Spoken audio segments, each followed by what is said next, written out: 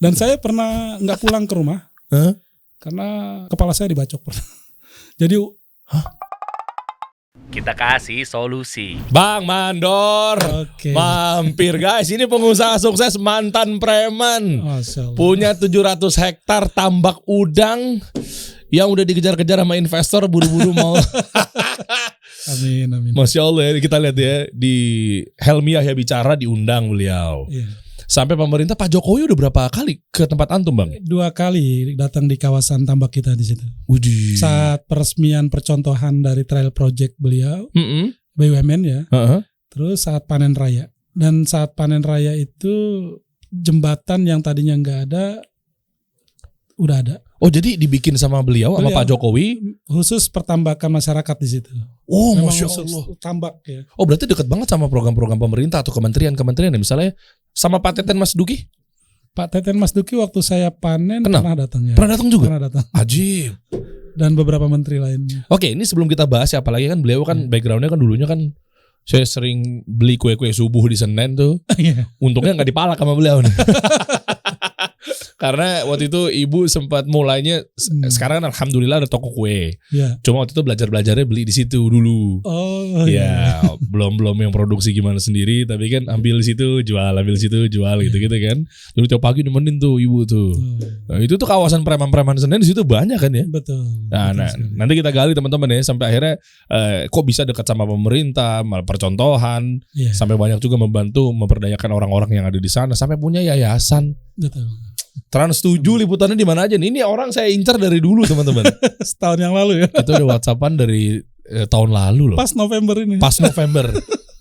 Apaan ya? Mungkin waktu itu subscribersnya masih dikit. Bukan sih. Nggak mau mampir. Bukan. Bulannya lagi sibuk-sibuknya itu. Emang tambak ada bulan-bulan tertentu sibuk ya? Ya, saat kita mau persiapan tebar benur, saat mau panen raya itu lagi sibuk-sibuknya. Pas November itu kalau nggak salah panen raya. Oke, dan nggak gampang ya? Persiapan untuk siklus berikutnya. Iya, dan nggak gampang ya maksudnya. Bang Mandor ini bisa tahu loh guys, kalau misalnya kita mau tambak nih, contoh kita bawa investor nih, tambak. Ada laut tepi mana gitu misalnya nembak. Itu bisa ketahuan ini laut ini nggak bagus, pantainya nggak bagus tuh karena dari dengar ceritanya tadi di off air ya, dari Indonesia Timur tuh ntar akhirnya begini. Udah nggak mainan kita lagi, kita baca market deh, baca laut deh, baca pantai. Tadinya nggak tahu, tapi dengan sering ikut seminar-seminar dari para pakar budidaya. Kita kan ada Shrimp Club Indonesia tuh. Jadi persatuan para petambak se-Indonesia, petambak udang khususnya. Itu kemarin kita belum lama habis musyawarah daerah di Bandung, di Kota Bandung. Terus juga nggak lama dapat berapa waktu musyawarah nasional di Surabaya.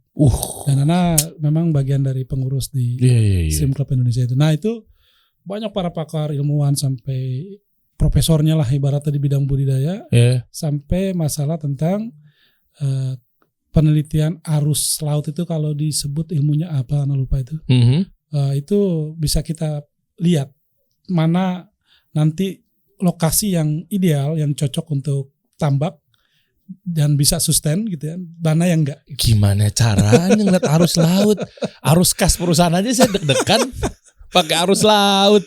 Ketahuan tuh ya. Ya contoh misalkan ya, kita mau lihat mau buka lahan di satu lokasi, ternyata pas kita lihat di situ memang ada petambak-petambak, tapi ternyata posisinya teluk gitu ya.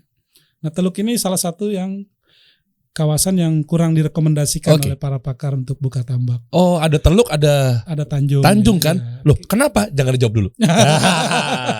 Kenapa tuh nggak boleh di sisi teluk atau segala macamnya? Kita nanti bahas kalau teman-teman simak sampai akhir ya. Iya. Bang Mandor, dulu gimana ceritanya bisa tobat jadi preman, dan preman dulu ngapain aja? Kita ambil ibrohnya teman-teman ya di sini ya. Bukan berarti kita menggali dalam arti membongkar aib yang dulunya, enggak. Mungkin kita pengen ada pelajaran. Banyak kawan-kawan kita yang masih tercemplung di kubangan tersebut, Bang. Sehingga nggak ada arah. Sekarang lihat dong teman-teman. Beliau udah Masya Allah 700 hektar. Ini 700 ya? Bukan 70 ya? Ya sebenarnya itu salah sih. Harusnya lebih dari itu sebenarnya. Gue pikir salahnya gue kekurangan. Tolong Dery jangan kurang-kurangin ya misalnya, atau jangan lebih-lebihin atau kelebihan, ternyata masih tambah lagi deh. Iya, memang awalnya saya sebelum terjun di udang kan bisnisnya ya itu mulai dari calo tanah sampai akuisisi lahan sendiri. Ngeri. Kita bahas dari awal deh Bang, ya. Iya. Tahun berapa waktu itu udah main di Senen Bang? Saya ke Senen itu pasca kerusuhan persis. 98? Betul. Oh, resesi 98 tuh ya. Resesi 98. Saya kabur dari kampung bukan karena krisis sebenarnya. Tapi karena bosan di kampung dikejar, dikubur-ubur polisi tuh. Berperkara terus. Jadi orang tua saya lihat kesusahan dengan ulah saya. Iya. Jadi ya pilih pergi aja lah dari kampung. Gitu. Di mana kampungnya? Muara Gembong. Oh, di Muara Gembong ini. Oh, berarti di sini tambak ini memang membesarkan kampung ya? Iya, betul.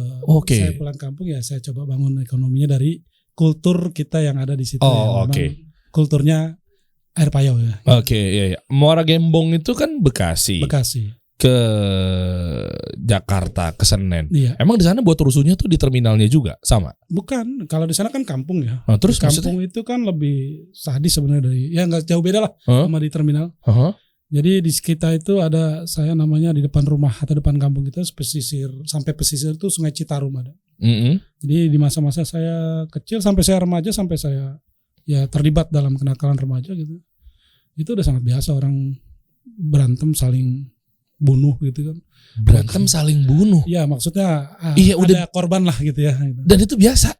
Ya sehari-hari kita di sana bahkan 1 mayat, 2 mayat, bahkan 3 mayat digondeng itu ada. Sehari 3 mayat.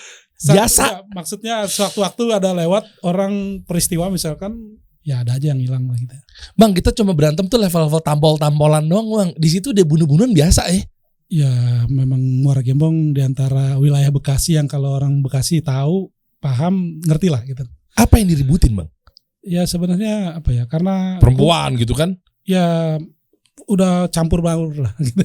Terus karakter ya orang sana karena memang banyak kan jawara ya. Jadi mandor itu sebenarnya nih kalau untuk di Bekasi umumnya mandor itu kalau Jakarta kan mandor proyek apa? Ya kepalanya kan. Ya kalau mandor istilah di sana di preman itu jawara lah gitu. Atau centeng lah gitu. Mandor-mandor itu centeng sebenarnya yang gitu. Jaga kawasan apa. Bang, saya pamit bentar ya Bang. Centengnya bro, bukan main yang gue panggil. Tadi dibawa dicek security kan? Ya udah. Nggak bawa. Enggak. KTP udah di. Oh KTP. Kelewang-kelewang nggak dibawa kan? Enggak. CR celurit nggak dibawa ya? Jadi di kampung itu ribut-ribut itu ya bukan tangan kosong lagi. Bahkan saya pernah duel siang hari pakai senjata tajam. Siang hari? Siang hari. Mungkin zaman masa itu ya. Nggak tahu setelah sebelum dan sesudahnya. Saat itu ya saya satu-satunya mungkin laki-laki yang duel siang hari pakai senjata tajam di. Berdua nih depan-depanan. Ya, dia juga pakai senjata tajam. Dia berdua, saya sendiri malah. Dia berdua, ya, abang sendiri dan dua-duanya pakai senjata tajam juga. Yang satu pakai, yang satu enggak. Itu pun saya ini masa lalu ya. Iya, nggak apa-apa. Ini buat ambil ibrohnya. Justru kita jangan kayak begitu guys. Jadi kita memang ya udah punya siap-siap lah gitu ya. Pas musuh tangan kosong dia kalah, padahal dia berdua tuh. Dia kalah, dia nyabut golok, ya saya ambil celurit. Di mana ngambilnya, waktunya kapan? Karena saya udah tahu flot-flot di mana saya akan ini, saya selalu taruh senjata, entah dititipin di warung, entah ditaruh di mana gitu. Wah, jadi kalau ada ini saya langsung ambil aja.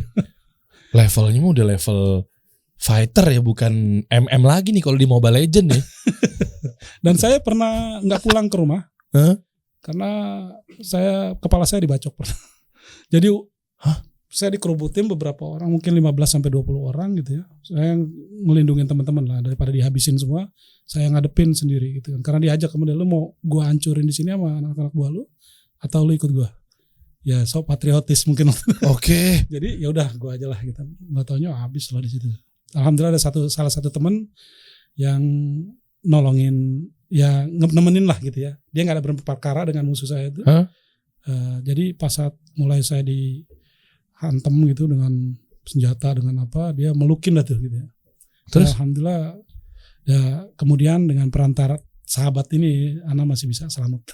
Kalau enggak udah tercincang-cincang diceburin ke kali itu. Ya Allah. Ceburin sungai.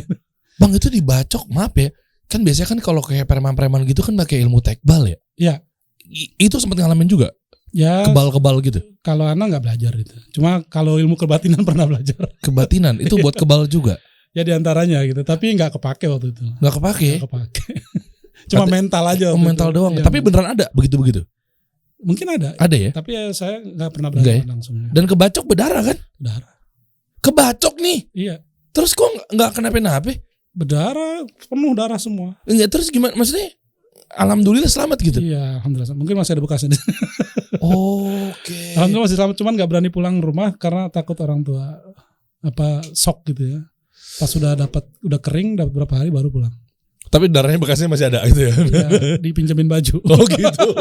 Kirain karena ini udah darah semua. Kirain gitu, oh ini halo Mas, sehat ya gitu. Saya nggak bisa ngapa-ngapain kok, tapi masih ada bekas darahnya gitu. Oke. Dan itu sering bukan sekali. Sering ya di sana. Nah, terus akhirnya kan ke Senen. Karena dipanggil polisi terus, dicari-cari polisi terus kan. Orang ribut bikin onar. Bahkan kalau ada tontonan tuh, kalau ada dangdut di hajatan itu pasti rusuh. Oh iyalah, mabok kan? Iya, kayak gitulah. Bahkan kalau pernah kejadian di dangdut itu bubar acaranya gara-gara salonnya pada rubuh semua. Dan saya langsung ditenteng sama polisi, digetok pakai pistol itu. Ya kelakuan-kelakuannya pasti gara-gara preman situ tuh, yang rusuh-rusuh tuh. Ya terus akhirnya polisi tapi kan udah berhasil nangkap, terus kok dikeluarin lagi? Dikasih segel, perjanjian untuk tidak mengulangi. Kan cuma ya di sana apa ya? Kalau ribut-ribut nggak sampai ini ya polisi cuma kasih peringatan aja. Oh, oke. Bang, ini mau nanya cuma nggak tahu nih mau jawab apa enggak ya. Biasanya biar pengen tahu di angle lain lah, di sisi lain lah. Yang mungkin teman-teman juga penasaran di ranah itu. Biasanya kalau kayak gitu tuh ada yang dipelihara nggak sih? Sama mungkin oknum polisi, kita ngomongnya oknum ya, atau mungkin orang-orang tertentu, pejabat-pejabat. Iya. Ada nggak sih sebetulnya? Kayaknya Anda nggak mau jawab ya, berarti ada ya. Iya. Silent aja lah. Silent ya. Kan udah enggak. Ya, itu udah pada tahu lah di luar. Itu terasa banget waktu di terminal lah. Iya kan? Biasanya apa, pungli kan? Ya. Pungli atau apa ya, mungkin narkoba gitu ya. Ya dunia itu kan udah lewat semua ya. Iya. Ya pokoknya begitulah teman-teman ya. Nah di Senen tuh ngapain? Sama ribut juga. Jadi begini, saya pergi dari kampung itu nekat betul-betul karena udah capek gitu ya, ribut terus dan nggak enak sama orang tua, nyusahin terus kan. Jadi saya pergi itu bawa uang 1.000 perak. 1.000 perak waktu itu 98 ya 99 ya. Habis kerusuhan lah. Sama minjem gitar dari teman satu. Oke. Buat nyambung hidup lah. Gitu. Oh ngamen. karena dulu saya sempat punya grup dangdut juga di kampung. Oh gitu. Ngajarin anak-anak tuh semua dari 0 sampai akhirnya punya grup gitu. Oh gitu. Itu alirannya udah kayak Red Hot Chili Peppers gitu ya. Yang ente bilang tadi pas itu pas di Jakarta itu. Oh pas di Jakarta. Itu baru ngeband punk rock lah ya. Iya. Nah, itu pergi dari kampung. Dan di sana kan ada angkutan, sampai sekarang ada kok liputan-liputan itu ternyata ke Bekasi bisa lewat laut, jalur laut. Nah, emang iya? Iya. Emang iya? Ada, di YouTube ada. Oh. Di televisi sering diberitain bahwa kita nyebrang cuma 45 menit sebenarnya, 45 menitan lah dari Muara Gembong ke Jakarta. Oke. Karena dia kan teluk kan. Jakarta kita Tanjungnya. Gitu. Jadi tinggal nyebrang gitu. Nah, lewat situ terus ada ke Kalibaru, Celincing, dari situ naik mobil terdamparlah di Terminal Senen. Oke. Dan nggak langsung berani nyari duit. Karena udah ada mandornya juga di situ kan? Iya, mandor terminal. Oh. Preman-preman terminal lah gitu. Okay. Jadi saya nggak berani langsung turun gitu ya. Jadi kelaparan tuh 2 hari 2 malam nggak makan tuh. Oke. Iya, jadi duit yang ada duit gitu kan, bawa duit 1.000 perak sampai akhirnya kumpul di pasar Impres Senen dengan gembel-gembel yang lain.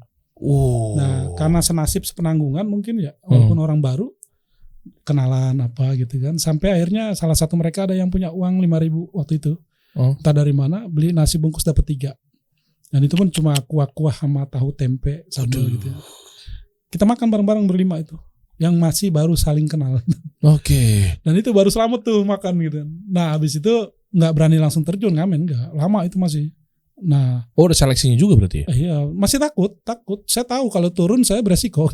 Diapain? Diambil duit udah langsung atau digamparin gitu ya? Iya, ada nanti itu ceritanya. Wah, penasaran nih. Saya pas habis itu saya tinggal bersama gembel-gembel itulah gitu. Mulungnya bukan mulung ini, mulung sayuran. Karena di Pasar Impres Senen ya. Jadi kalau ada orang manggul-manggul kentang, wortel, tomat kan kadang jatuh lopos gitu ya dari karung mungkin bolong atau kadang dari lapak jatuh, itu kita pungutin. Kita pungutin cuma untuk nuker nasi bungkus tiap pagi. Ya Allah. Dan itu lumayan berapa waktu itu gitu. Sampai akhirnya ya Ana merasa wah ini gini-gini aja gimana nih. Akhirnya beraniin diri turun ke terminal ngamen. Mulai itu beraniin diri. Ini nih. Tadinya ditangkap-tangkap aja sama tukang sayuran, dikasih makan, dikasih ya jajan gitu ya. Tapi kan nggak sampai di situ aja, kita perlu uang lain gitu untuk pakaian. Gitu. Karena pakaian benar-benar cuma 2 kayaknya gitu. Satu dipakai, satu di numpang jemur di WC umum gitu. Oh mandinya WC umum ya? WC umum di Pasar Impres itu. Oke. Nah pas turun ke terminal hari pertama, wih senang dapat duit banyak kan di terminal di bus gitu. Aman gitu. Hari kedua aman gitu. Hari ketiga mungkin ya anak situ udah murka kali ya. Oke. Karena anak nggak izin lagi main naik. Terus Ya dianggap mereka kurang ajar mungkin orang baru gitu. Iya. Habis sana dikerubutin itu hampir 15 orang ada. Dikebukin. Pokoknya dikeroyok lah gitu. Sampai gitar yang bawa dari kampung beli minjaman teman tuh habis buat nangkesin botol sama batu. Wow. Dan yang ngeroyok anak itu sekarang kumpul di Muara Gembong di kampung. Wow. Ada yang di yayasan, di masjid, ada yang di tambak gitu ya. Kurang lebih kita ex terminal Senen di sana ada 7-8 orangan. Ketahuan guys, beliau itu meskipun ada musuh tapi tetap dirangkul loh. Iya. Diajak langsung ke Muara Gembong ya. Waktu itu kan karena anak orang baru ya, jadi di training dulu lah ibaratnya. Oh, oke. Nah habis itu diajak duel, akhirnya damai, nggak jadi. Dan alhamdulillah anak diterima di terminal. Oh prosesnya ada duel dulu guys. Iya. Nggak ada interview, walk-in interview nggak ada tuh. Nggak ada.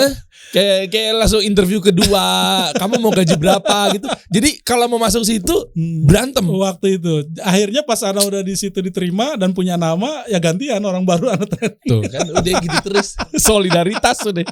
Senioritas. Iya. Udah begitu isinya tuh. Udah dahsyat. Nah terus akhirnya berapa lama di si Senen itu? Terminal Senen Ana dari 98-99 sampai pulang mutlak ke kampung itu ya 2014 lah. Hah? Berapa lama tuh? 2013-2014 ya. Dan kehidupannya ngamen aja bang? Atau mungkin malak itu ada gak sih? Di terminal sebenarnya 2009 Ana udah mulai punya tempat tinggal, beli tanah, beli rumah di kampung gitu. Tapi Ana masih usaha di Jakarta waktu itu. Dari hasil ngamen tuh ya? Enggak, ngamen cuma sampai 2004 terakhir lah. 2003-2004. Oh sisanya itu mungkin dagang bisnis atau segala macam. Nanti sampai kita ngasong, sampai ya bangun bisnis, bangkrut. Balik lagi ngasong. Ada ide bangun bisnis, maju, bangkrut, balik lagi ngasong gitu terus. Gitu terus ya. Nanti kita cek nih kira-kira apa aja tuh ya. Iya. Nah tapi gini bang, mundur dikit bang. Preman itu kan identik dengan tadi berantem udah kita bahas gitu ya, udah kita singgung. Tapi penasarannya, nggak tahu nih mau cerita apa atau mau jawab apa enggak. Antum sampai di level yang bunuh orang nggak bang? Ya. Nah, nggak usah dijawab ya. Ya alhamdulillah enggak sih benar. Oh masa sih? Ya, mudah-mudahan. Gak tahu. Di sini mungkin udah ngample-ngample tuh. Organ-organ tubuhnya ada yang keluar, tapi mungkin kelihatannya hidup, mungkin sisanya nggak tahu lah. Itu masa waktu itu ya. Cuma mungkin mudah-mudahan ya. Itu yang sekarang ini Ana berpikir jujur ya, sering merenung di sana itu nanti gimana ya hisabnya. Allah. Jadi Ana ingat betul orang-orang yang mungkin ya berhadapan langsung dengan Ana gitu ya. Dan bagaimana beliau merasakannya gitu ya. Ya itu yang kalau Ana ketemu sekarang pengen balas aja lah gue lah gitu. Mumpung masih di dunia gitu. Iya. Karena ya berpikir ya kesemua kan dihisap nanti di sana kan. Ya orang-orang seperti itu yang nanti tahu-tahu datang di sana nuntut kita karena dosa menganiaya dia. Banyak guru-guru kita ngasih tahu juga kita mungkin dalam keadaan bangkrut nantinya ya kan? Iya betul. Dikuras tuh amal kebaikan kita gitu kan? Nah terus gimana? Ya mungkin ya udahlah biaran berlalu gitu ya. Tapi mungkin di sini kita muhasabah dan juga mungkin abang juga. Sama lah, saya juga punya banyak dosa pastilah. Tapi maksudnya mungkin cara saya sama cara antum kan mungkin berbeda nih bang. Nah ini Anda pengen belajar juga nasihatin Anda nih ketika Anda dulu mungkin sempat zolim sama orang, ya kan? Apa yang antum lakuin pada saat itu? Maksudnya nanti akan nyambung ke cerita puncak-puncaknya Bang Mandor ini bisa akhirnya memutuskan gue cabut nih, gue ngaji nih, gue taubat nih, gue hijrah nih, kalau kata anak-anak sekarang kan gitu kan. Nah itu tuh nanti nyambung ke situ tuh. Nah itu gimana tuh proses-prosesnya? Ya cenderung kalau saya kan memang banyak kan fight ya, berantem lah gitu ya.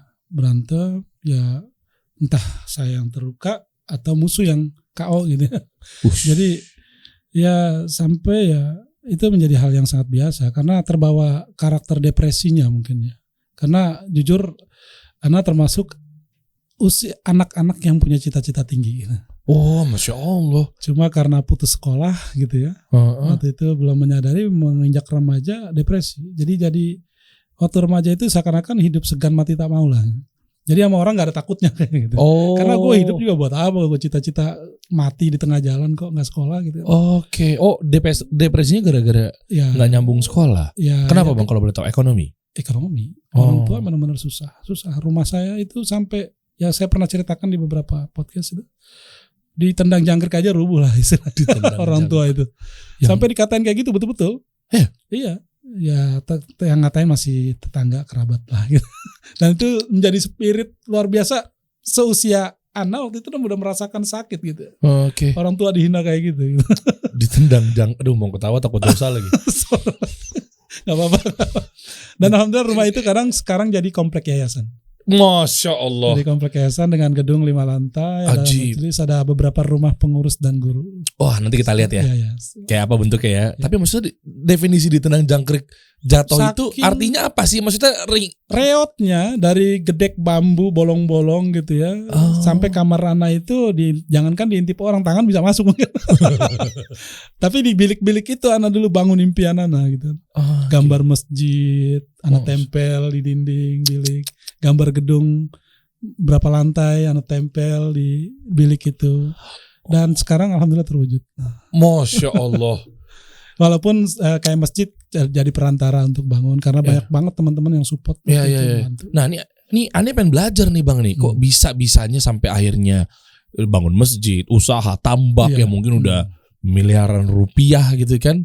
Hasil yang didapat dari tambak apalagi 700 bahkan lebih menuju hampir 1000 hektar misalnya kan. Gimana puncaknya ketika gue tobat nih? Oke. Jadi dari kenakalan itu, dari pengaruh pergaulan yang luar biasa keras gitu di terminal, ada sudut-sudut waktu atau keadaan yang kita merasa batin itu bergejolak gitu ya. Batin itu bertanya-tanya pada diri sendiri bahwa emang hidup harus seperti ini gitu kan. Terus gitu ya. Seperti ini terus, nggak ada keadaan yang lain yang lebih baik gitu. Atau keadaan orang-orang yang normal tuh yang saya lihat turun naik bus, patas AC kalau macam dengan pakaian rapi kayak antum gitu kan. Masya Allah, sama nih kayaknya. Bersih gitu kan. Bawa koper, bawa tas, ya mungkin pernah bekerja waktu itu ya. Kayaknya itu hidup yang normal. Itu dalam imajinasi anak gitu. Kehidupan gue ini ya Allah, tidur ya seadanya. Karena jujur hampir 2 tahun tidur di emperan toko di trotoar itu. Tinggal kalau mau tidur nyari kardus dulu itu. Sampai akhirnya punya tempat gitu. Buat alas ya? Ya dari situ dan beberapa teman yang udah mati entah overdosis, entah gila paling enggak gitu kan karena pengaruh narkoba dan lainnya. AIDS juga ada nggak Bang? Ada. Ada. Bahkan yang tewas depan Ana 5 orang gitu kan ditembak polisi yang overdosis gitu. Dan yang paling ini ada yang kena AIDS tapi Masya Allah dia bertobat gitu. Dan waktu nakalnya Anda tahu betul dia bagaimana dengan perempuan. Dan perempuan yang alhamdulillah ya. Bukan Anda menceritakan keburukan anak-anak terminal. Tahulah udah terlalu bebas kehidupan gitu ya. Dan itu mereka sampai kalau ada mbak-mbak yang kesesat termalam itu habis tuh. Habis ya? Diperkosa? Habis diantri itu. Di terminal lagi tersesat ada perempuan mbak-mbak mungkin dia pengen menuju ke tempat berikutnya. Dia kan mampir tuh singgah tuh. Pancingnya sama yang ganteng. Yang ganteng banget lah adalah di ada preman ganteng ada Bang? Ganteng putih bersih. Pakai apa skincare-nya Bang? Masa maaf ya. Maksudnya preman yang kita tahu kan stigmanya kan ya maaf ya, banget deh. Anak-anak terminal lah ya gitu ya. Ada yang ganteng. Ada juga ya. Jadi mbak-mbak di terminal bis dipancing sama yang ganteng kenalan terus dibawa ke lorong atau ke di sana kita dulu ada danau yang sekarang Menara Oasis ya. Samping terminal Senen kan dulu ada Petronas di situ. Iya, tahu. Sebelum jadi Petronas kan danau itu. Ada gubuk-gubuk di situ. Diperkosa di danau. Kan bejatnya luar biasa. Dan di antara mereka ada yang dapat hidayah. Alhamdulillah, ya. Allah masih selamatkan, ya Allah. Iya, dan alhamdulillah anak nggak terlibat untuk kenakalan yang seperti itu ya. Dan malah anak jijik gitu ya. Karena ya Allah, orang sampai yang tadinya waras keluar dari situ kayak orang stres gitu kan. Nah, ini salah satunya dapat hidayah dan dia kena AIDS. Dapat 2 tahun dia istiqomah, meninggal karena AIDS-nya. Meninggal karena AIDS. Oh iya kan dia ngegerogotin terus ya. Iya. Tapi untung ya insya Allah. Iya. Mudah-mudahan Ustaz. Amin ya Allah. Terminal itu luar biasa. Nah dari situlah kehidupan keras yang seperti itu segala macam yang membuat Ana bergejolak gitu ya. Pengen dapat kehidupan yang normal dan merilis kembali cita-cita masa kecil gitu. Gue kalau begini aja ya bisa jadi sampah terminal juga nih matinya nih gitu. Kayak teman-teman yang lain nih gitu.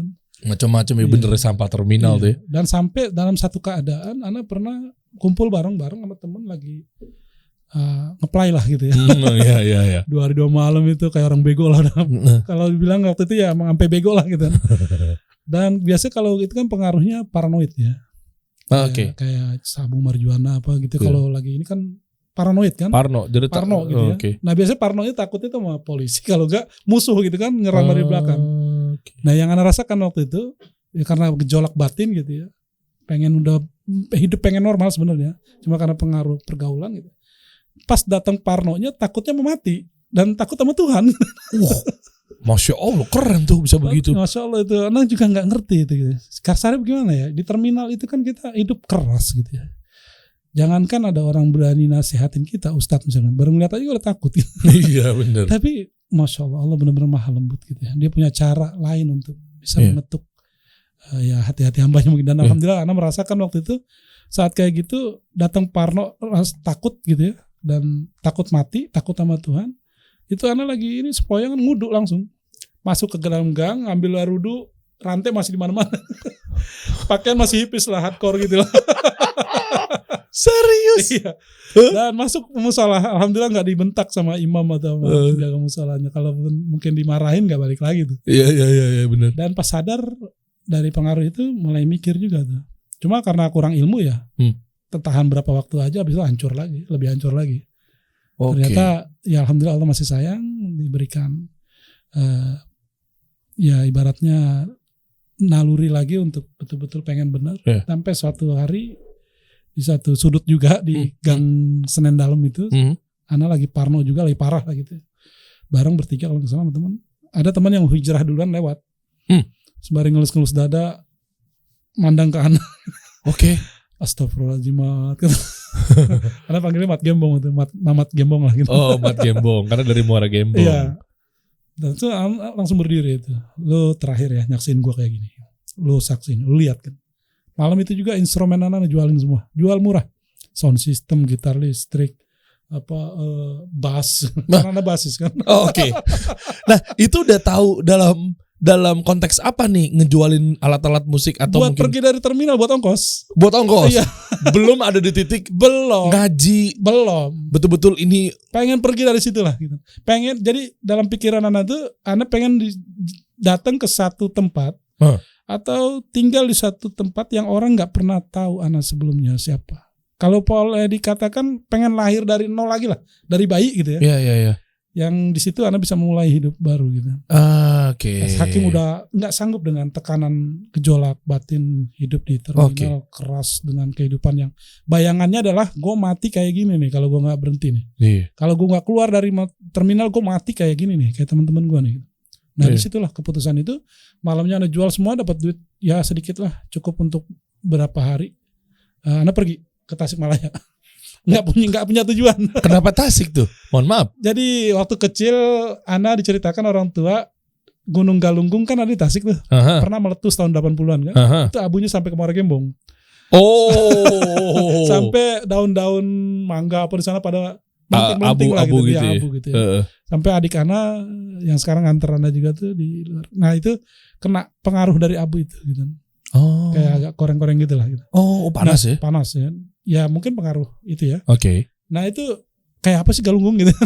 Jadi tahu. Adanya di Tasik gitu ya. Notice ke situ kan. Pengennya ke sana. Nah kurang lebih 1 bulan Ana turun naik gunung, bukan Gunung Galunggung doang akhirnya. Gunung Batu Ngampar, Batu Ceper, Batu Ngampar lah di situ. Jalan sendirian malam apa, bawa gembolan doang. Gembolan sama gitar akustik karena ninggalin buat nyambung hidup maksudnya. Oke. Jadi kalau duit habis tetap balik lagi. Enggak maksudnya ngamen di sana. Ngamen di sana. Nah, pas itu ternyata benar 15 hari duit habis. Oh, ini enggak cukup tuh. Akhirnya dikeliling di kota Tasik itu. Satu toko ngasih 50 perak, cepet. Wah, benar-benar susah itu. Waduh. Dan bisnisnya kapan? Tadi katanya sempat buka bisnis bangkrut, balik lagi ke. Setelah itu Ana balik ke terminal 1 bulan dan berkomitmen gitu, berjanji di sana. Tepatnya di Gunung Galunggung juga, di atas puncak yang di situ wallahualam mungkin ya kalau dibilang ini terlalu mistis mungkin, tapi Ana alami lah gitu.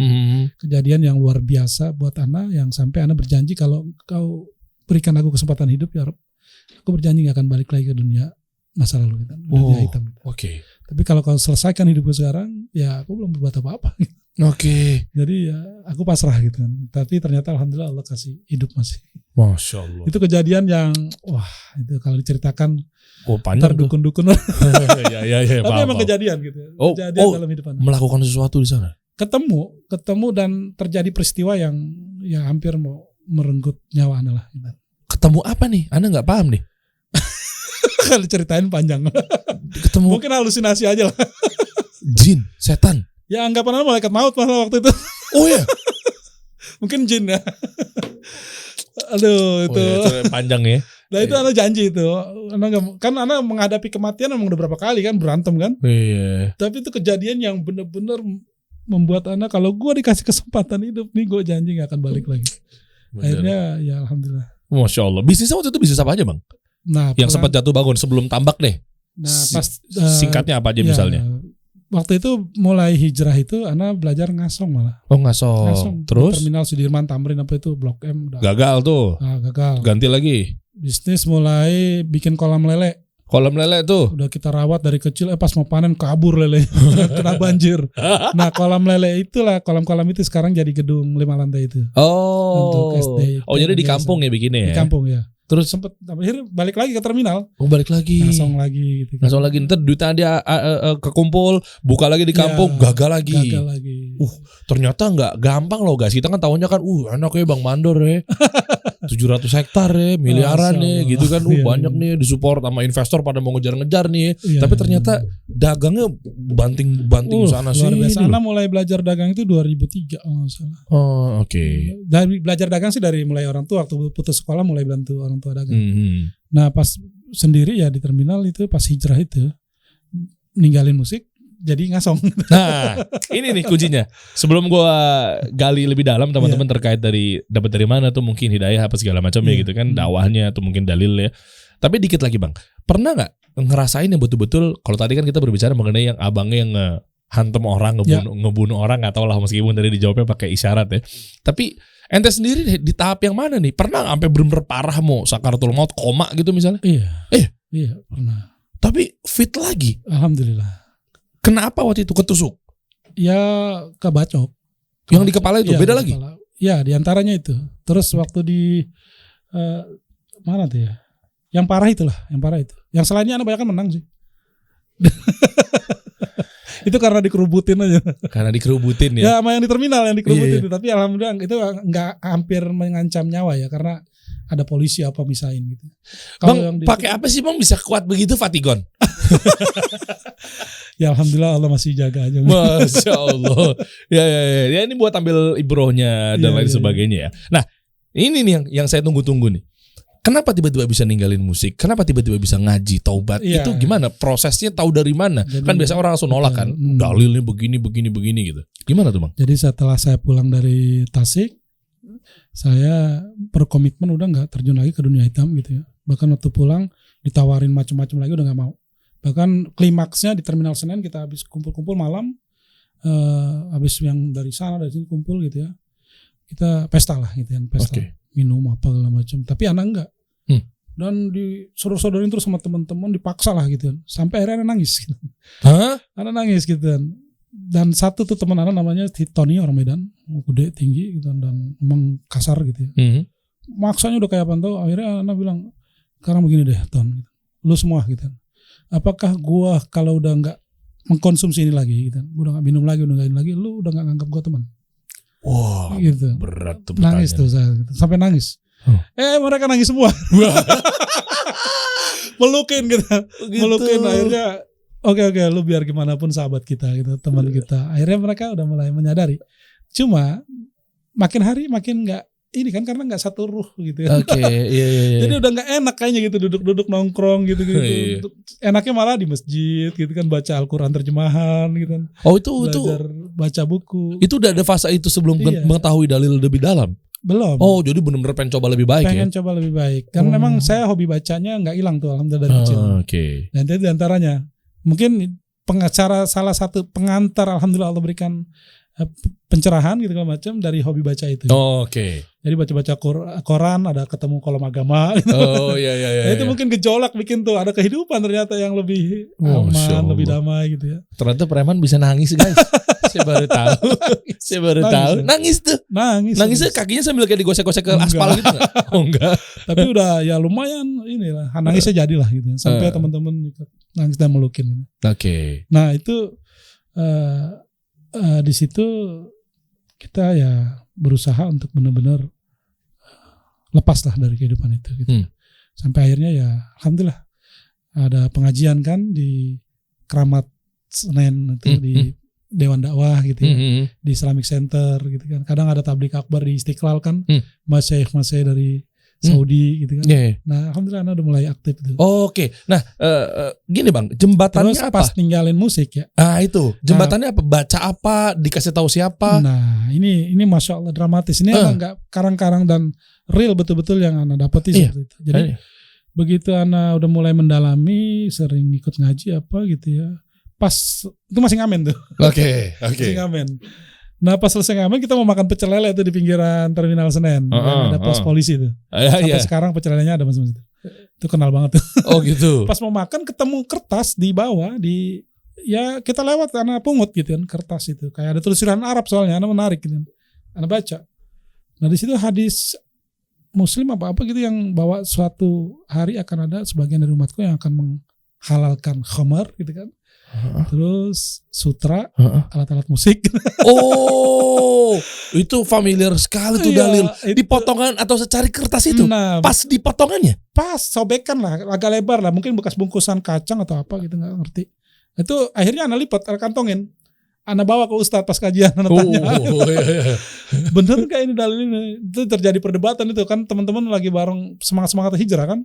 Pengamen lain juga. Iya. Wah nggak mungkin ini gitu kan. Akhirnya nanya ke Ustadz. Ternyata pas di salah satu Ustadz waktu itu udah jangan nanya yang ini dulu gitu. Ngaji aja dulu yang bener gitu. Oh masya Allah. Nah lama itu dari situ 1,5 tahun baru bisa ninggalin. Oke. Dan Ustadz juga kalau yang Anda lihat maksudnya masya Allah juga ya, nggak langsung digas gitu kan bisa. Jadi mungkin kita nolak kan. Iya betul. Jadi beliau langsung mengatakannya ngaji aja dulu. Tar itu mah gampang. Masih ada beliau. Tar tahu sendiri. Meninggal kayaknya, udah meninggal. Oh rahimahullah ta'ala. Oke. Nah akhirnya di situ ngaji selama 1,5 tahun itu penasaran nggak bahwa ini emang musik haram ya? Ya penasaran banget. Karena ya nggak mungkin ini hadis ini kan lagi hadisnya Bukhari Muslim kalau ya.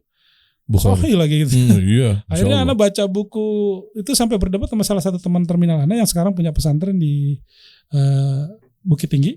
Dia baru pulang dari Yaman, bawa santrinya semua di sana di Hadramaut. Di Darul Hadis ya. 7 orang kemarin belum lama pulang. Dan alhamdulillah itu dia anak terminal tadinya tuh. Masya Allah. Udah banyak juga berarti yang udah pada ngaji bang. Iya alhamdulillah. Nah di situ kita berdebat tuh. Cobalah kita jangan baca kitab ulama dari Saudi terus tentang musik. Coba ke Mesir gitu. Oh, oke. Akhirnya baca buku Yusuf Qaradawi gitu. Yang polemik musik dalam Islam itu kan. Iya, tahu. Nah, terus satu lagi tuh dari Mesir siapa tuh? Pokoknya ada kurang lebih 2-3 buku lah kita baca. Cuma ujungnya kan isi buku itu kalau nggak salah dikembalikan ke kita. Tergantung niatnya buat apa itu musik gitu. Jadi sama seperti senjata gitu kan. Iya. Sebatnya kan kayak gitu. Betul. Itu kalau memang di Mesir saya mau bahas lebih panjang sih sebenarnya. Iya kan, Mesir. Saya nggak bilang semua di Mesir ya. Iya. Tapi memang tadi kan udah nyebutin lagi Qaradawi. Iya, kurang lebih itu. Buku yang kita baca itu. Iya. Cuma nggak menenangkan gitu. Karena jawaban diberikan kembalikan lagi ke kita. Nah iya. Ya memang aduh pengen nyebut gak apa ya. Boleh gak sih nyebut Asyariah gitu? Gak apa-apa ya, udah kesebut ya. Versi saya loh. Terserah kalau Anda mau menganggapnya apa. Ya. Aduh, mau nyebut lagi. Mau nyebut yang kedua lagi, Ikhwanul Muslimin. Ada yang komentar. Udah kebal saya. Kebal. Ya. Nah, jadi kayak golok gitu kan. Lu tergantung buat apa. Kalau buat nyari kayu, belah buah, nyangin ikan, itu kan bermanfaat. Nah itu. Tapi kalau gunain buat membunuh orang bukan di jalan yang benar, nah itu kan melukai orang apa itu kan salah. Nah, Ustadz yang begitu yang gede banget tuh followersnya gara-gara mengeluarkan statement itu, akhirnya saya meninggalkan dia. Iya itu ada tuh. Nah akhirnya waktu itu balik lagi ke fatwa-fatwa ulama Saudi. Oke. Sampai akhirnya istiqomah. Itu masih manggung tuh. Masih manggung di pasar festival Kuningan. Pas fest. Di food court ya.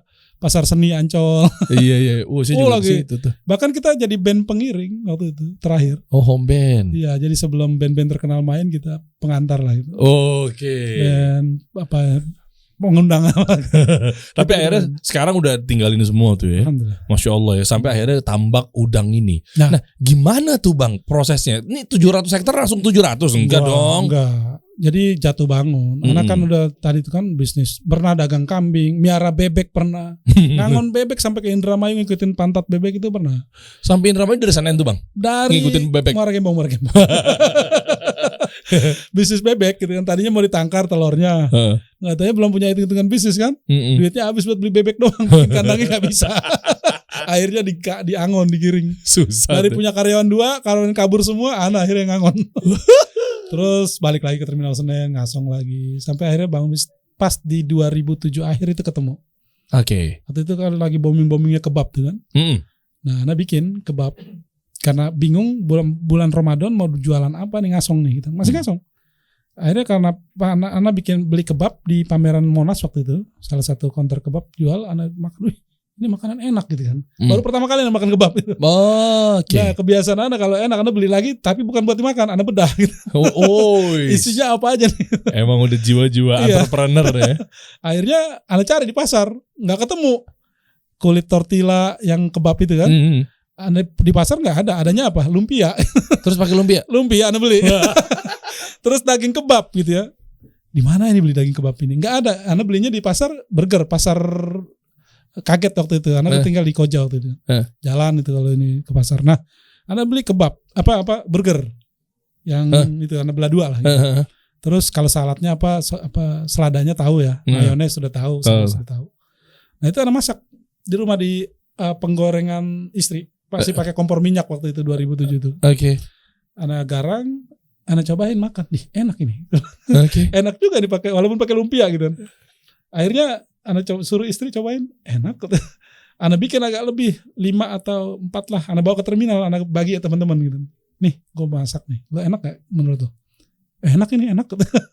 Akhirnya, wah masak lah, coba ngeberaniin diri itu kan. Bikin 12 piece, 12 kebab gitu ya. Solution ya. Ana bawa 1 loyang. Loyang donat tuh. Tahu. Box donat. Yang plastik putih itu bening ke mobil. Oke. Ke mobil bus. Pas jam 5 atau setengah 5 orang mau buka. Jual goceng 5.000 waktu itu. Ternyata habis. Besoknya beli 2 loyang lagi, habis. Terus sampai 6 nyusun. Sampai lebaran bisa beli baju lebaran anak apa kalau macam pulang kampung dari hasil jualan. Mantap. Sudirman, Tamrin itu kan atas AC 4476 itu langganan. 76 tuh Ciputat Senen tuh. Kita Patra 82 naik itu tuh. Kan dulu Ciputat kita, Bang. Iya, apal banget ya. Iya, apal kalau enggak naik 76 45. 45 kali bukan 44. 44 ada, atas 44. Ciledug. Oh, Ciledug ya. Ini Ciputat 45 tuh. Sama 18B paling. Iya, betul. Wah, Mayasari. Apa? Legendaris. Kalau bedanya kalau Bang Mandor 1 lawan 1 guys. Kita dulu tawuran berani rame-rame. Di jalur bus Blok M dulu ya. Kita rame-rame. Kalau atu-atu juga deg-degan juga. Terminal Blok M, Pulau Gadung, Priuk, Senen itulah tempat kita inilah. Gak ada apa-apanya tuh anak budut kapal itu gak ada apa-apanya ketemu preman-preman situ ya. Iya apal gitu kampung Jawa. Jadi gini Bang, sampai akhirnya kok kepikiran udang? Ya waktu itu kan Ana dari kebab yang tadi ya, Ana punya outlet tuh. Sampai akhirnya punya 16 outlet dan dengan 3 restoran. Oh Masya Allah. Itu Ana mulai dapat uang kaget di situ lah ibaratnya. Oke. Dapat tuh bisa beli rumah, beli mobil. Oh iya. Padahal nggak ikutan acara di RCTI ya. Uang kagetnya ya. Nah, yang tadinya cuma duit susah kan ya ini semalam bisa juta-jutaan nih gitu kan. Sampai akhirnya Ana jual gerobak rombong lah gitu kan, kemitraan apa. Sampai buka akhirnya di Tabing Kalimantan Barat. Di Tabing di Padang ya. Terus di Tebing Tinggi di Sintang Kalimantan Barat. Kok jauh-jauh amat? Sampai di UI juga kan ada tuh. Merek Ana ada di situ. Apa sih namanya? Abacia Kebab Pizza. Nah itu merek Ana itu. Di internet masih ada kayaknya. Masih sampai sekarang? Enggak, Ana udah jual. Udah jual. Mungkin mereknya ganti. Oke. Nah, Ana bisnis itu tuh ekspor kepiting. Ke Singapura, Xiamen, Guangzhou, Hong Kong udah mulai meningkat terus tuh. Itu Ana tinggalin karena omsetnya kalah dengan ekspor. Oh, oke. Yang tadinya cuma kepiting dari kampung Ana sampai akhir dari Aceh sampai Papua Ana bawa kirim ke sana gitu. Sadis. Nah, terus mulai melirik bisnis properti tanah gitu. Belajar tuh waktu itu 2012 akhir 2013 2014 baru pecah telur lah ibaratnya. Dan bukan rumah itu juga rumah sampai sekarang nggak bisa jual. Kenapa? 1 unit pun gitu. Kenapa? Mungkin servonya bukan di situ. Tapi akhirnya di tanah gitu. Tanah 2014 sana bisa deal 1 hektar. Makelar sejati ini mah namanya. Dari tadinya cuma nyalo akhirnya bisa beli sendiri gitu. Oh, jadi awalnya justru sebelum 700 hektar ini jual tanah. Jual tanah. Sampai akhirnya bisa beli gitu kan. Terus kalau ada yang ini ya jual. Oh, begitu. Sampai yang dari mulai 2014 itu 1 hektar. Terus kalau kata guru Ana kan biasanya kalau udah sukses sekali tuman nanti gitu. Tuman, iya. Karena kesuksesan pengulangan yang paling enak itu kan mengulangi kesuksesan. Ya, betul juga sih. Saya juga mau. Jadi konsepnya kan memang karena ada ilmunya ya. Iya. Begitu udah transaksi terjadi, kan tinggal copy paste doang. Iya juga sih. Terus begitu aja gitu. Sampai akhirnya alhamdulillah. Itu sampai di 700 itu punya antum semua? Enggak, ada teman, ada partner juga segala macam. Gimana sih Bang cara bangun atau milih tanah atau milih pantai dulu deh? Ya, ini basic Anda nanyanya ya. Kan kita belajar harus dari nol dulu nih. Waktu itu saya nggak fokus di Muara Gembong malah di kecamatan lain, masih di Bekasi lah. Tapi zonanya bagus, zona industri apa gitu. Oke. Nah dari situ dapat uang besar lah. Oh. Jadi bisa belanja ke tanah yang lebih murah. Gitu. Oh oke. Dapat besar di sini, belanja di tanah yang lebih murah. Ada grup Ana pernah Ana beli 100 hektar, cuma modal kurang lebih 5M gitu. Berarti kan cuma 5.000 per meter. Lah kok murah banget? Makanya. Kok murah sih? Ya murah, tanah di sana murah. Ada yang cuma kita karena ada tanah milik, ada tanah garapan ya. Jadi bukan beli tanah. Operali garapan lah gitu. Oper garapan ada gitu. Tapi yang tanah milik juga ada. Oke. Nah, cara bedakan kenapa tadi ada istilahnya ceruk ya? Apa sih istilahnya? Teluk ya? Teluk Tanjung itu kenapa kalau untuk bisnis tambak udang ini nih? Lari ke tambak budidaya ini sebenarnya Ana itu termotivasi dari trial project BUMN yang diresmikan dan dipanen raya Pak Jokowi waktu itu. Oke. Karena belum terjun. Tapi kalau tambak tradisional mau udah main dari kecil udah terbiasa. Kepiting ya? Iya, Ana ngebebasin lahan di sana. Di antaranya kan ada sawah, ada kebun, ada tambak gitu ya. Ada lahan darat gitu. Oke. Ada lahan hamparan gitu ya, pantai lah gitu ya. Nah, yang tambak-tambak ini kan cenderung produktif sebenarnya. Cuma karena dikelola secara tradisional, sehingga dapatnya nggak maksimal.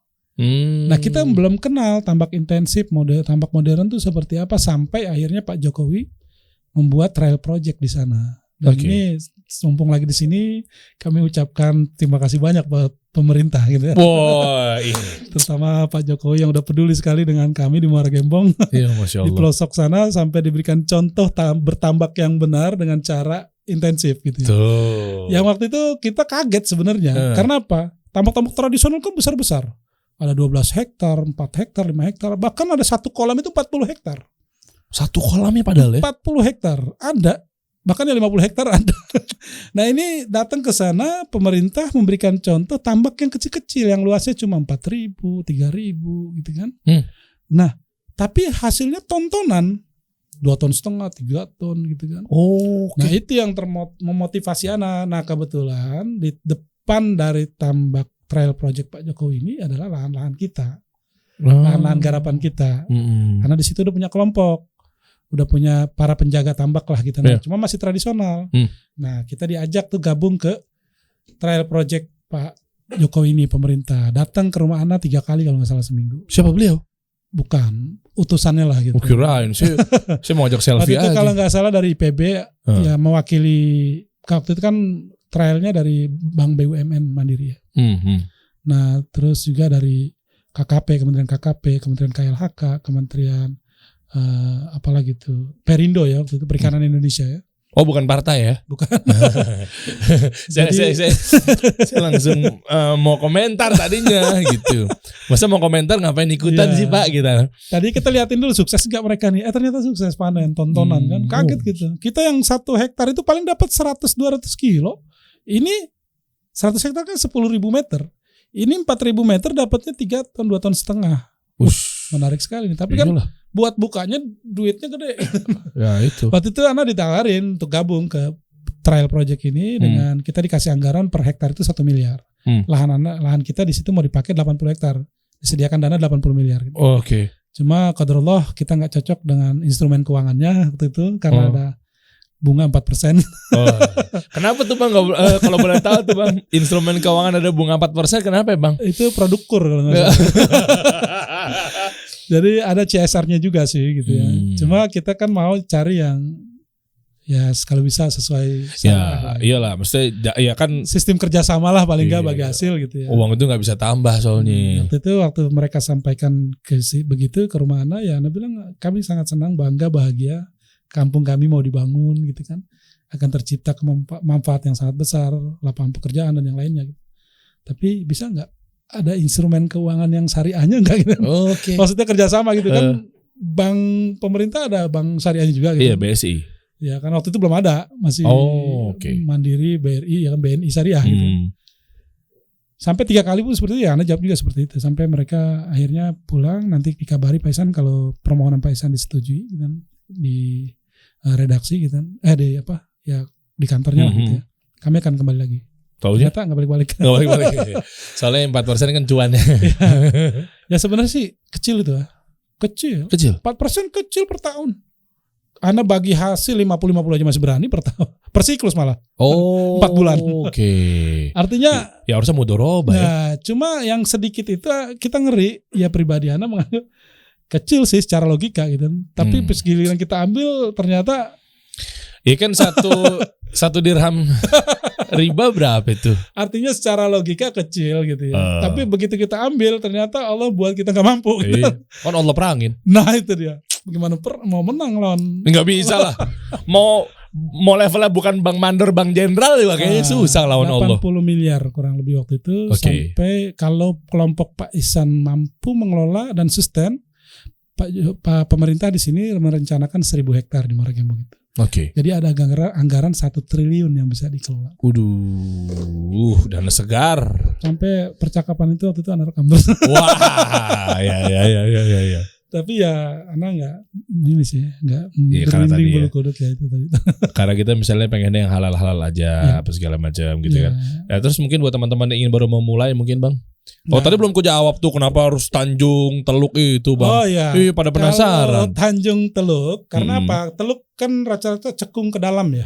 Teluk itu kan berarti kan gini nih. Ya. Nih. Kayak Teluk Jakarta lah kurang lebih kayak gitu ya. Antara gitu. Jakarta Muaragembong kan teluk tuh. Teluk Marunda Cilincing tuh ya, Jakarta ya. Nah di situ kalaupun bukan sebuah kota atau kawasan yang masih sepi gitu, terus kita mau bikin tambak, coba di ini. Kita lihat. Nah ini. Coba di zoom out. Ya. Zoom out. Nah. Geser sedikit. Oh ini ya, ini Muaragembong ini ya. Nah terus lagi. Zoom out lagi. Zoom out. Sampai kelihatan Jakarta. Lagi. Sebenarnya karena lokasi kita dekat sama Jakarta sebenarnya. Coba. Cuma karena ini Muaragembong tuh kan, sepeta itu Muaragembong tuh garis merah itu. Iya. Nah terus zoom out lagi. Zoom out terus. Nah ini Jakarta kan nih. Oh iya. Ini teluk ya? North Jakarta. Iya itu kan teluk kan? Iya teluk. Nah bikin tambak di situ kalau ngambil air dari laut sangat tidak direkomendasikan. Kenapa? Karena biasanya yang dari teluk itu airnya kalau kita ambil, kita baru mulai tambak nih, baru bangun ambil, kita kan produksi tuh. Kan ada amonia, sisa-sisa air produksi gitu kan. Terus kita buang lagi ke laut kan. belum sampai ke tengah udah balik lagi. Oh, balik lagi. Jadi nggak ke bawah arus gitu kan. Oh iya. Karena arusnya cekung itu jadi muter-muter di situ aja. Di situ aja. Makanya butuh yang teluk ya. Itu bisa mengakibatkan budidaya tidak sustain gitu. Jadi nggak jangka panjang lah gitu. Kenapa? Udangnya pada mati? Ya bisa stres, bisa mati, segala macam penyakit bisa mengintai. Oh, udang ternyata bisa work life balance juga, guys. Iya. Nah, kalau beda dengan lokasi Anda yang ada panah itu coba. Nah, itu kan tanjung ya, menjorok ke laut ya. Jadi kalau dari arah timur itu arus laut datang. Kalau para pakar, salah satu pakar apa di bidangnya kalau arus laut dan Badan Meteorologi dan Geofisika. Ya, itu bukan ya? BMKG. Ada satu gue mau sosok nimbrung tapi seminar kemarin di Munas ada Pak Itang namanya, dia mampu menjelaskan bahwa salah satu di kita ini agak bagus karena alurnya dari timur arus laut terus ke Teluk Jakarta dan mengalir ke Bangka gitu. Ke Sumatera gitu ya. Dan ke Kalimantan. Jadi nggak balik lagi. Nah, berarti hitungannya kalau memang yang paling bagus teluk itu, artinya kan tadi kan Bang Mandor, Tanjung yang paling bagus. Yang paling bagus itu Tanjung, pun harus ditinjau lagi. Ya, oke. Nah, tapi kan artinya kan berarti diukur dari arus yang dari Indonesia Timur dong ya berarti. Ya artinya kita kalau buka tambak tuh inlet dan outletnya harus betul-betul presisi gitu ya, atau betul letaknya di mana air masuk, di mana air keluar, itu jangan sampai balik lagi ke air masuk. Oke, misalnya Anda punya lokasi nih. Iya. Itu mesti ditinjau dulu, nggak bisa langsung. Iya, ini ada pantai di pinggir nih, udah kita bawa tambak nih, nggak bisa. Ya kalau dulu sih emang belum mungkin sampai ke situ ya. Sekarang ya hati-hatilah. Jangan langsung main buka aja, dan juga belum tentu tata ruang wilayah dari pemerintah itu untuk pertambakan belum tentu. Oh, izin dulu ya? Iya, karena nanti kalau perusahaan PT, kalau saya kan Pokdakan kan bentukan dari support dari pemerintah untuk membuat Pokdakan kelompok budidaya ikan lah gitu. Oke. Jadi sampai sekarang kita sebenarnya bukan perusahaan, tapi Pokdakan yang memang kita disupport untuk membuat tambak-tambak budidaya di sana. Kelompok-kelompok lah. Cuan nggak sih Bang? Pasti cuan lah ya. Cuan kalau hasil ya. Iya, kita ngomongin hasil deh. Iya. Jangan ngomongin gagal. Perbandingannya berapa kalau untuk tambak udang nih? Perbandingannya, misalnya kita mulai jalanin usahanya, berapa banding berapa untuk kegagalan sama kesuksesannya? Ya kalau normal ya, kalau bagus, insya Allah 80-85% lah. 85%. Iya. Berarti artinya kalau coba sekali gagal. Oh, kalau itu ya? Kalau itu tergantung kegagalannya. Kalau kegagalannya kita masih di DOC atau day of culture-nya di bawah 30 hari, terus sekali gagal misalkan ya, 2 kali gagal. 2 kali gagal terus? 3 kali gagal misalkan gitu. 3 kali gagal. Yang keempatnya panen raya. Bahkan ya sesuai target, apalagi bisa melebihi target. Karena di udang itu kadang 1 tambah 1 bisa jadi 2 bahkan 3. Oh, ini mah sehat nih bisnis nih, produktif ya? Ya, tapi kalau nggak lagi suwe gitu. Kalau terus. Jadi 1 tambah 1 bisa stagnan, 1 bahkan minus gitu. Oh iya? Ya, bahkan ya banyak yang gulung tikar juga sih. Biasanya gulung tikar atau suenya gara-gara apa? Ya, udangnya mati, mati itu. Kena virus gitu. Makanya hati-hati banget teman-teman buat yang buka. Ya karena saya udah mengalami ya gitu ya. Saya pernah sukses, saya pernah panen raya, saya bahkan pernah melebihi target, saya juga pernah gagal. Pernah minus gitu ya, pernah force major juga.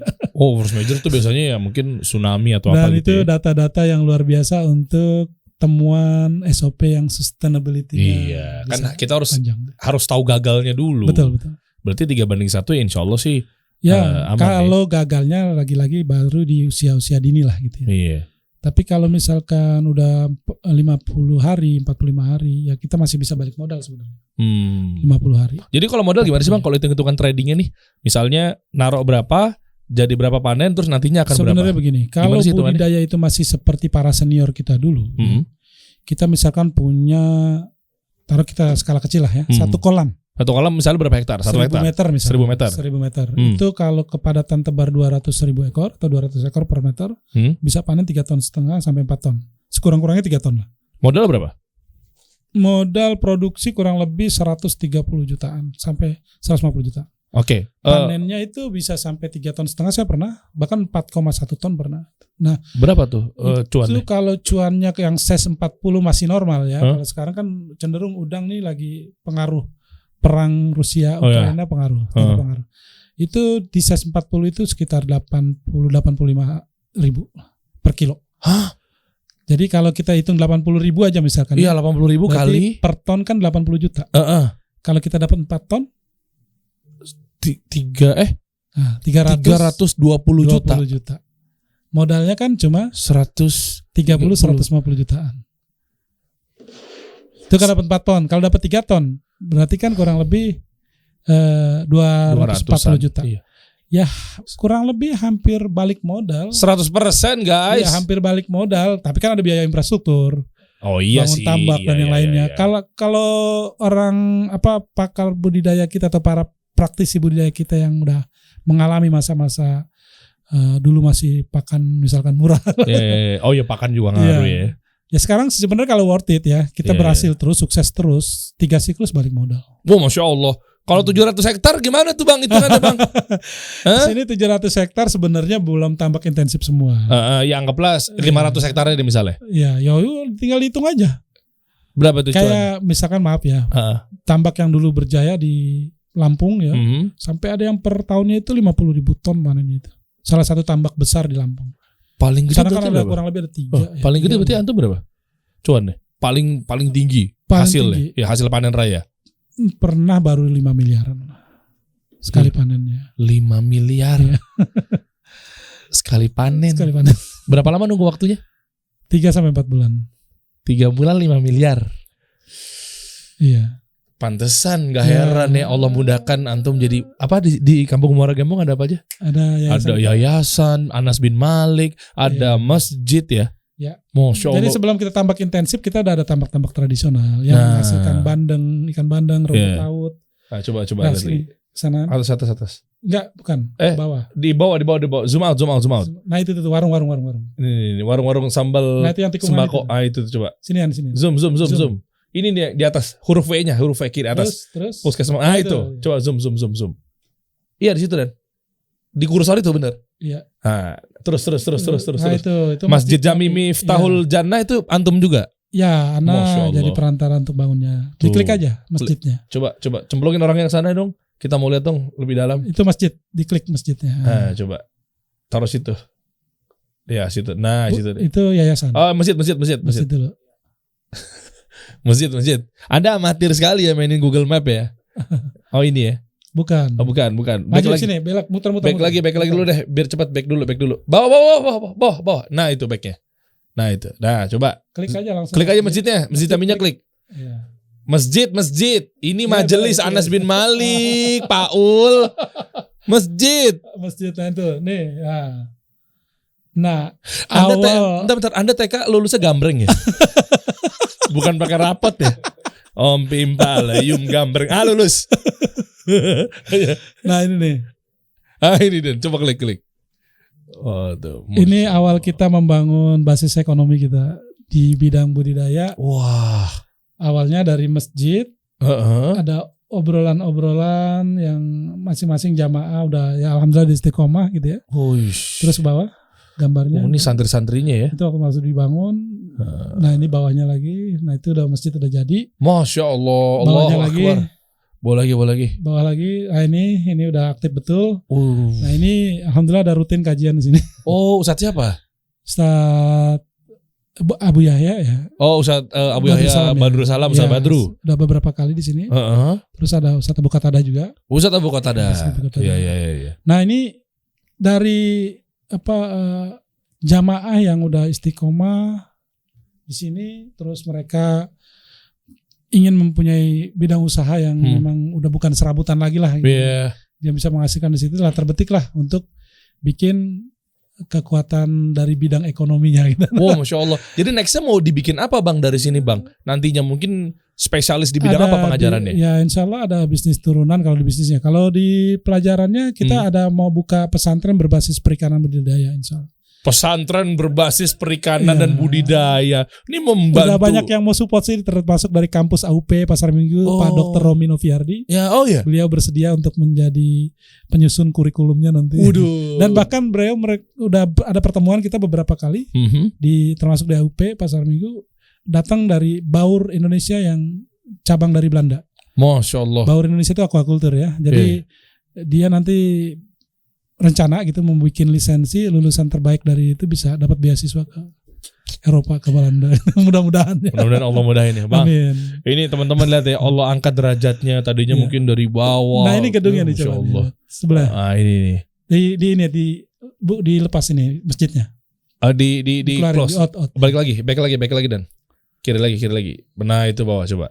Nah, ini baru majelisnya nih yang sebelah. Majelis Anas bin Malik ya, tuh klik. Nah, lihat di situ. Nah, klik. Nah, ini yang dulu bekas rumah gubuk reot yang ditendang jangkrik aja rubuh nih. Oh, ini. Ya. Jadi 5 lantai. Ya. Masya Allah. Oh, ini rooftop ya. Ini santri-santrinya. Nah, ini tempat mereka membangun impian nih. Wah, itu buat apa Bang tadi Bang? Nanti itu sawah-sawah kita, insya Allah yang sebagiannya ya udah kita bebasin, yang rencana buat pengembangan pusat pendidikannya. Oh, karena gitu. Di yayasan ini alhamdulillah di notarisnya perizinannya apa semua udah sampai ke perguruan tinggi insya Allah. Oh udah, ya, tinggal pelaksananya aja. Udah tinggal digas. Butuh biaya berapa Bang? Lihat aja ntar saya cari investornya, bukan gue. Ya semoga Allah mudahkan. Ya semoga ini para muhsinin nih. Ya hafizahumullah ta'ala nih teman-teman nih. Coba dong nih support nih programnya Bang Mandor. Yuk kita sama-sama raih nih. Ini jalan menuju surga nih insyaallah. Insyaallah tahun depan udah mulai terbentuk lah. Jadi gedungnya udah ada, tinggal kurikulumnya dan tenaga pengajar. Oke, berarti banyak teman-teman yang bisa mengsumbangsikan mungkin knowledge-nya. Betul, bisa ya. Yang santri-santri ya bisa ngajar keagamaannya. Yang ahli aquaculture, perikanan, budidaya bisa ngajar di aquaculturnya. Wah, keren. Dan di sini kita mau mencetak para talent teknisi tambak modern intensif yang soleh insya Allah. Masya Allah. Yuk, ini sangat membantu program pemerintah loh. Nah betul. Nah ini salah satu lagi. Kita bersyukur pemerintah memang sangat sungguh-sungguh sekali dalam bidang budidaya udang faname. Bahkan sekarang kalau nggak salah bisa dicari di internet. Pemerintah lagi bangun 5 klaster di 5 wilayah kabupaten di beberapa wilayah di Indonesia. Termasuk di Kebumen kalau nggak salah. Terus di Sumbawa ya. Terus di Aceh gitu ya. Itu per satu lokasi itu 1.000 hektar. Wow. Yang kalau nggak salah Anda dapat info dari ya orang-orang punya kepentingan itu ya, yang elitnya lah gitu ya. Kalau nggak salah ya, kalau sesuai target, insyaallah 2024 itu jadi semua. Coba bayangin, 5.000 hektar gitu. 2024 itu membutuhkan teknisi berapa ribu teknisi itu. Feeder gitu kan, anak-anak pakan gitu ya, dan yang lainnya. Wah itu kalau nggak SDM-nya disiapkan, wah. Bisa nanti jadi proyek terbengkalai lagi. Iya itu. Nah kita coba membentuk ini, membuat sekolah atau sekolah tambak lah ibaratnya gitu ya, berbasis pesantren ini. Siapa tahu gitu ya, lulusan-lulusan kita dipakai. Iya, amin. Siapa tahu. Iya dong, kayak tenang aja. Apalagi tadi ngomongin 2024 ya. Iya. Agak sensitif ya. Tapi Masya Allah lah, siapapun nanti yang menjabat, kita kan dukung semua pemimpin yang ada di sini yang mungkin Allah takdirkan. Dong, ya berarti pas banget tuh momentumnya dengan adanya kayak seperti ini kan mungkin terbantukan dengan program-program di sudut yang ini gitu loh Bang. Ya sebenarnya begini, asas kita membuka tambak pun kalau pribadi Ana ya, itu kita mencoba menciptakan manfaat yang besar di lingkungan Ana terutama. Sebenarnya tawaran di lokasi lain banyak sekali gitu ya. Seperti di Sumbawa, di Bangka, di Lombok, karena ditawarin lokasi bahkan nggak sewa gitu ya atau beli, kerjasama lah gitu ya. Tinggal pakai gitu. Di Bali bahkan Anda ditawarin gitu. Tapi Anda berpikir di lokasi Muara Gembong Anda aja itu masih sangat luas gitu ya.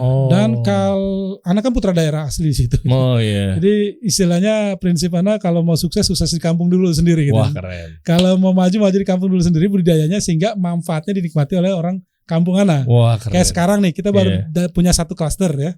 Dan under construction 4 klaster gitu ya. Itu udah menciptakan puluhan orang lapangan pekerja, 50 lebih gitu ya. Orang lebih ya, belum pekerja harian dan yang lainnya. Ya yang Ana lihat gitu ya. Makanya Ana merasa pas terjun di aquaculture ini, di budidaya ini, merasa menemukan ruh Ana sebagai masyarakat pesisir. Yang pertama tercipta manfaat yang besar gitu. Dengan terciptanya lapangan pekerjaan. Belum manfaat-manfaat lain lagi. Efek domino positif ekonominya gitu. Minimal saat mereka gajian, warung-warung sekitar ramai gitu. Wah. Saat panen raya, apalagi bisa panen raya gitu dapat bonus, tambah ramai, pasar-pasar ramai gitu. Wah keren. Sehingga ya harapannya kampung Anda bisa dikenal lagi sebagai penghasil udang terbesar. Wah, amin ya Allah. Dulu kita dijulukin kampung dolar sama Muara Gembong. Kampung dolar? Iya. Apa tuh artinya? Di YouTube ada kampung dolar Muara Gembong, tapi tinggal cerita sekarang. Oh. Nah, kita mencoba menggali lagi potensi itu untuk mengulang kembali sejarah itu. Kalau bisa lebih besar lagi. Masya Allah. Mudah-mudahan. Bang Mandor, Gubernur Muara Gembong 2024. Kecamatan Muara Gembong. Kecamatan. Udah levelnya gubernur nih. Ya, mudah-mudahan Allah mudahin Bang ya. Amin Allah. Buat para teman-teman atau investor musinin mungkin nanti sekiranya ini adalah misalkan membuka juga buat teman-teman ingin mensupport programnya. Boleh, karena simpan hartanya di langit dong. Betul. Yang mau belajar juga, mau nginep sekalipun di sana. Boleh. Pengen banget tuh. Coba dong Aldan. Belajar tuh. Boleh magang gitu boleh untuk belajar budidaya tambak. Boleh. Sama kita juga lagi belajar untuk mendapatkan know-how itu tadi ya. Sustainability dalam SOP budidayanya. Tuh. Tapi ya kita juga sangat welcome, terbuka untuk siapapun yang mau belajar kalau masih ada tempat. Iya. Tuh, guys, pas banget guys. Ya. Ini buat Aldan, buat teman-teman semua kan pas banget kita bisa belajar di sana, belajar sama udang di sana. Betul. Kan mungkin belakangan ini lu enggak ada otak kan biar sekarang pun lagi pada ada yang magang dari sana. Di sana. Biar otak udang gitu loh. Sekarang ada mahasiswa AUP dari Papua malah di Tambakana. Dari Papua jauh-jauh ke sini. Mantap. Dia magang di sini. Bang, ntar insyaallah main-main juga dan di situ dan. Boleh. Boleh ya. Iya, siapa tahu kan kita bisa belajar dan lain sebagainya gitu kan. Ya. Bisa kecil-kecilan dulu lah. Misalnya Anda mau buka yang untuk pemula boleh enggak Bang? Kita mulai dari 5.000 hektar dulu. Justru anak sekarang lagi 5.000 hektar. Luar biasa, target anak 2025 itu. Iya.